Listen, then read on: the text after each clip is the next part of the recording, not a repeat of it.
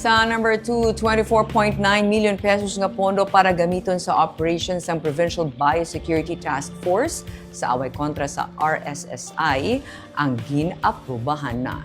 Sinilamang nga adlaw gin-approve ni Negros Occidental Governor Eugenio Jose Lacson ang pondo nga gamiton sa operations sa sulod sang 6 kabulan.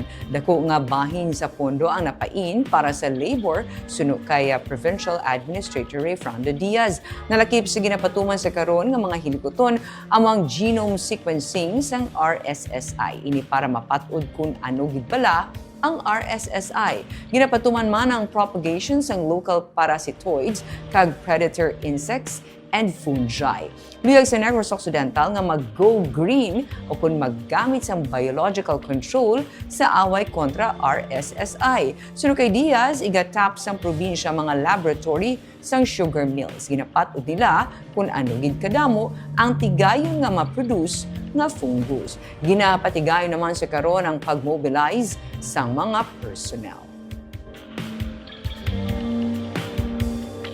So, as early as next week, kung maaprubahan na ni Go, we're on our way to the production, and then unahon na natong iban ng mga level 1 pa lang kay para hindi na sila pagdapuan sa aton ng mga RSSI. So this is to save again our 2026 na crops. For 2027 crops, dapat halin pa lang sa preparation ng soil, patdan, dapat may harata soaking, no? And all the things that again shortcut na subong